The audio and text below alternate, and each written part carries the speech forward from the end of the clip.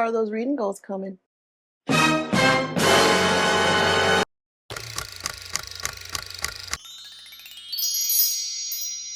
Somehow we're already 6 months into June. I don't know how that happened, but it's time for an official 6-month reading check-in. Back in January, I made some pretty ambitious reading goals, and I wanted to check in on those and see if I actually kept up with them or if I just spent the past 6 months adding unnecessary books to my TBR instead of reading them. So come along on this wild ride to see how I'm doing. My reading goal for 2026 was 75 books. I have read 44, so I'm a little over 50% of my reading goal so far this year. I read a total of 17,256 pages, give or take. My average rating this year is a 3.73. I guess I am a wee bit picky. The longest book I've read so far was The Book of Azrael by Amber V. Nicole, and the shortest book I read this year was Being Mrs. Kane by Shanora Williams. My favorite genre, no surprise here, is romance this year, and my most disappointing genre, dark romance, has been pretty disappointing this year. I feel like it's been very repetitive. I don't feel like there's been anything creative lately when I've been reading it, so I've been struggling to rate those higher. So I thought I would talk about the best books that I've read so far this year. So all of my 5-star reads. And I decided before I talk about my 5-star reads, I would do some honorable mentions because there were books that got 4.5 stars that were so close to a 5, they just weren't there. So the first honorable mention is In Her Own League by Liz Tomforty. I loved this book so much. I love Monty. If you don't know, this isn't in the Windy City series, but it follows a character from the Windy City series. And he's like the dad of the group, and he finally kind of finds love on his own as well. It's kind of work frenemies to lovers, and I just loved everything about this book. The next one was King of Gluttony by Anna Wong. This one, I ate this up.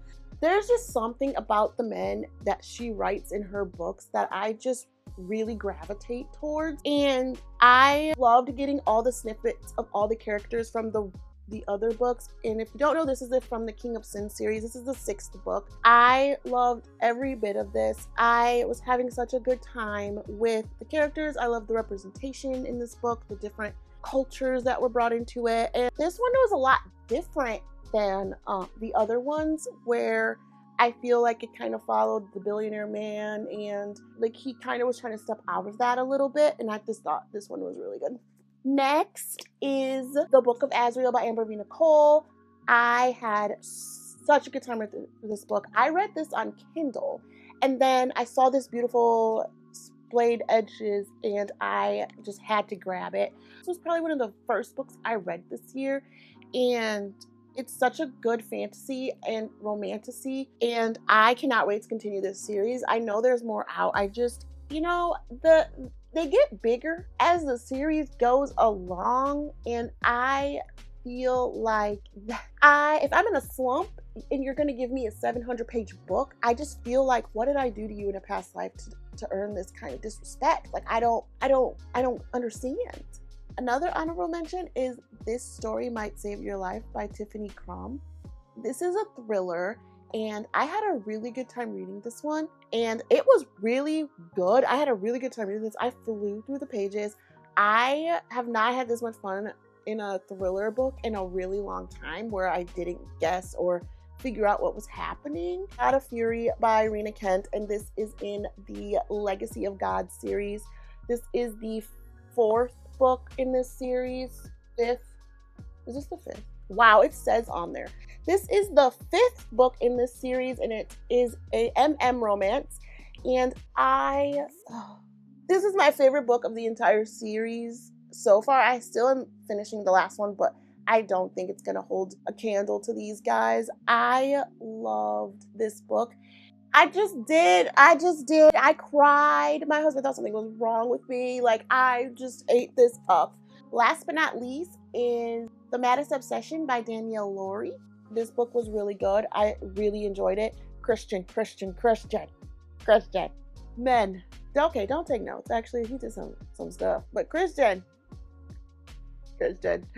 I thought I was getting out of a slump with this book. Like I said, I gave it 4.5 stars. It's in my honorable mentions, and then the next book I read was 2.5. So I don't know what happened there. But so those were all the honorable mentions. Now let's get into the actual 5-star reads of 2025. Okay, 2026. First is Long Shot by Kennedy Ryan. Check your trigger warnings, check your trigger warnings, check your trigger warnings. This book is a bit dark, and it does hit on a lot of darker topics. There's nothing light about it in this book, okay? I'm pretty sure there are tear stains on multiple pages in this book. I have tabbed this book, highlighted this book, wrote in this book. I loved this book. This book follows Iris and August. They meet one night at a bar, really hit it off, but Iris has a boyfriend, and it's kind of wrong place, wrong time, and they keep throughout the years meeting each other, but she's still with this other guy, and you kind of just follow that.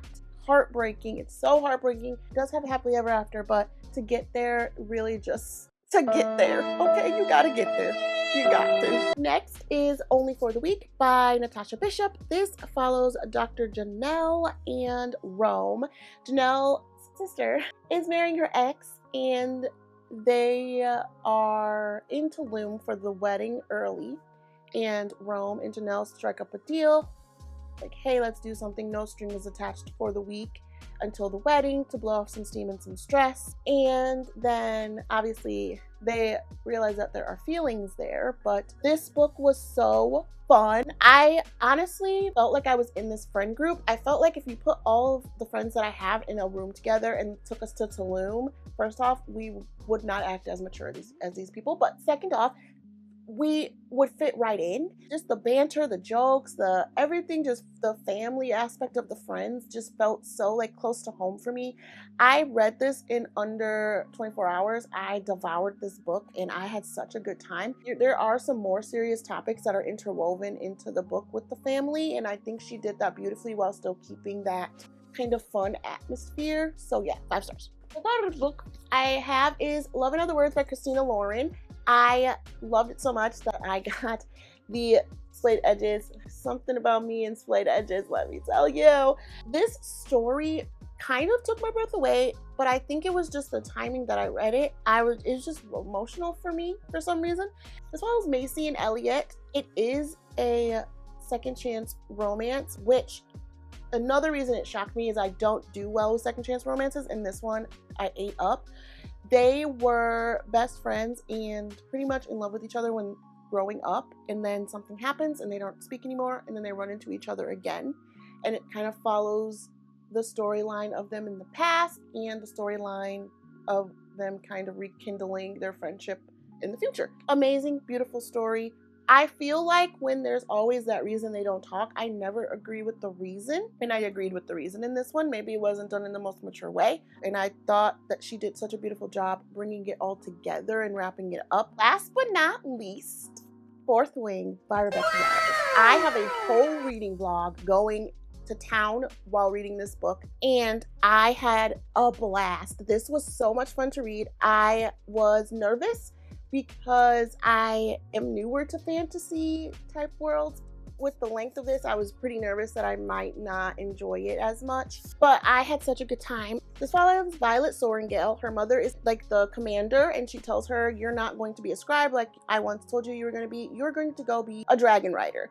And she has to because her mother told her to. And she shows up. She's frail, weak, all of these things, and has to survive all these trials just to get to the trial where you get your dragon. And also, murder is encouraged.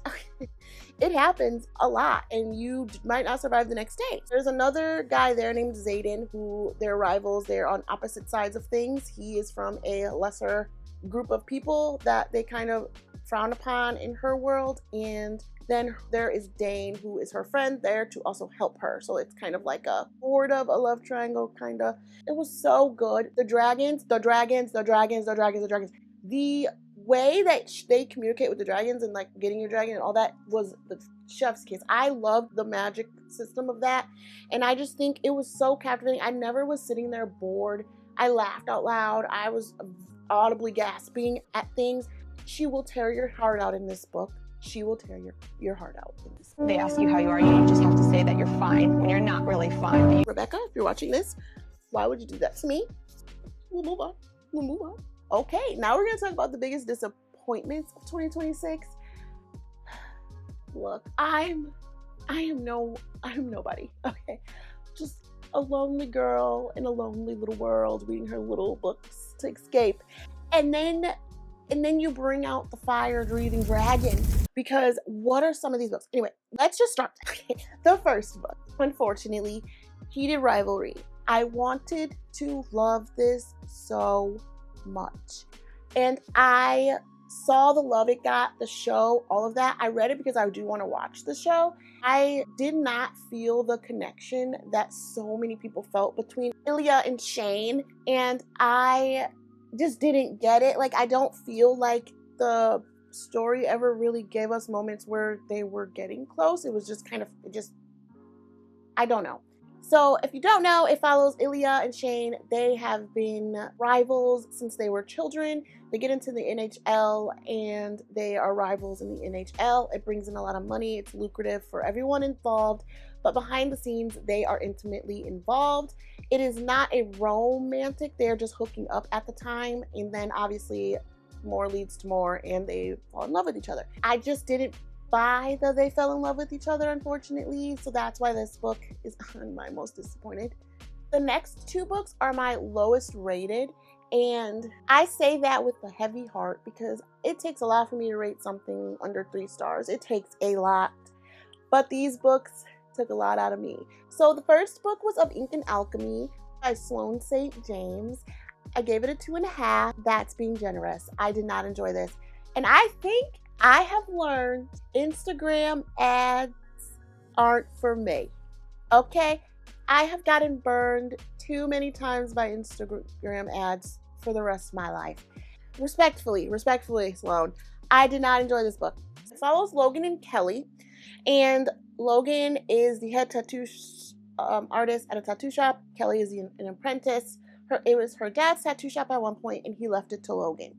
And they are best friends, and he wants it to be more.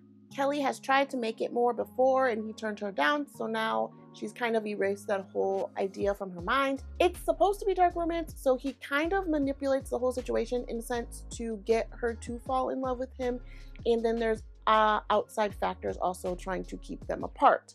I feel like she would not have cared about this man if he did not manipulate every single thing in this entire book to make her like him. Every single aspect of her life. He had triggers on her door, alarms on her this, cameras. Like, he just was doing too much, and it wasn't in a attractive way. It just seemed clingy and odd. Especially for someone that told you that they once had feelings for you and you told them no. Like, maybe if you talked to them and said, hey, I have feelings for you too. I think this book would have worked better for me if there were just those little moments of them being together instead of him just being creepy. But hey, who am I? The only other book I gave it 2.5 stars, Sinner's Retreat by Lauren Beale. Again, Instagram ads. It actually wasn't an Instagram ad. It was a fellow book Instagrammer that I follow who was raving about this book, said she loved it. It was amazing. The banter was so funny. So I was like, well, why not? I would love to try this out. And I was in my dark romance slump, so I said, why don't I try this book? It's a different thing. She said it's funny. It has more humor in it. People kind of compared it to Butcher and Blackbird, which I really enjoyed. Anyway, so I read it. Absolutely not. This book follows Kendra and Ezra, and they're both serial. And Kendra is trying to find the infamous serial unaliver. Oh, I hate that word. Kendra's trying to find the infamous serial killer that killed her brother when she was younger. Her friend tells her, hey, there's this retreat where a bunch of serial killers go together. Like, it's kind of a resort where you get to do a hunt and all this stuff to really bad people. And the guy you're looking for is going to be there. So Ezra and Kendra meet on the way to the retreat. They have a layover, they have a one-night stand, and then they realize, oh my god, we're both going to this island. She mentions to him how she's going because she's trying to find the guy that murdered her brother, and he realizes it's him. He doesn't tell her, obviously, so it goes through the book, and he's like, oh, I'm going to tell her at the end, da da da. The lead up to that is what gave it 2.5 stars. The lead up to him finally telling her what happened, fine. If you want to keep drawing it out for the purpose of me reading this book, cool. To end it in a chapter, to disillusion it in a chapter is insane. Because what? That was my biggest gripe. She spent this entire book hiding this from her. She finally finds out and she's over it in a chapter. Barely. But yeah, I did not enjoy the book. I did not enjoy the way it was done with that end plot twist. And I felt like the characters were kind of annoying. And I also did feel like they were trying to be like Butcher and Blackbird, but they just weren't hitting the mark. So we're going to revisit my January reading goals and kind of look at where I'm at with them. So the first one I had was read more fantasy. I have. So as you saw, I did read, well, I read romantasy, but I'm still counting it because I can do that. It's my goal. Finished series I've started, I have not actually done well on this. I've started series and finished them, but I have not finished series that I'm in the middle of. That's a no. Reduce my physical TBR by half? Absolutely not. I just filmed a video where I went through all the books on my physical TBR, and there was over 223 of them.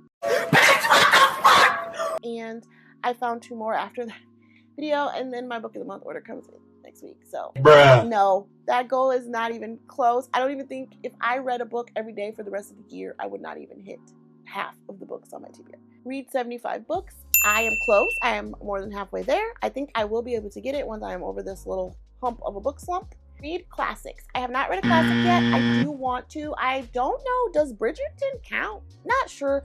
That was one I was thinking of, or Little Women has been really intriguing. I do have it on my shelf, so I figured I might as well give it a shot.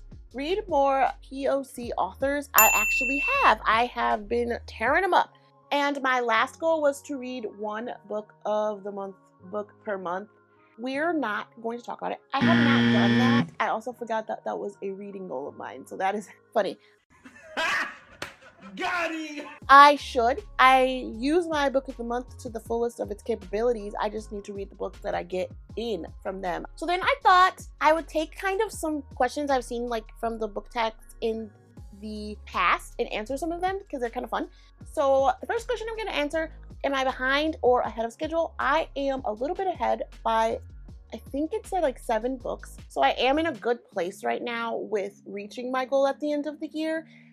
But I am in a slight reading slump right now. I think at the end of May, I really tailed off. I was really enjoying books, and then all of a sudden, I could not power through a book, or it took days, sometimes even close to a week, to just get through like 20%.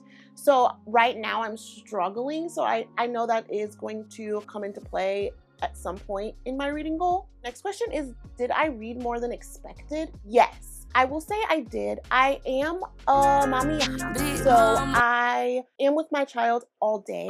I really thought this 75 goal was a stretch, but I wanted to push myself. And I have been given time to read. My daughter is becoming a lot more independent with things, so I've been getting little snippets of time to kind of read a chapter or 2. What surprised me the most? The biggest surprise for me is the slump. I will say, knock on wood, I have not really dealt with very long slumps where I can't get out of them. It's usually maybe a week or so, and this one's been going on for a while. I don't think it was a book that was so good that put me in the slump. I just think everything feels really repetitive and uncreative right now when I read it. You've done this. I know how this is going to end. It's the same formula. It's the same format. It's the same roller coaster wave. Okay. Guy meets girl. There's a hidden secret. It's found out. They make up. They love each other. And I'm at the point where I need something different.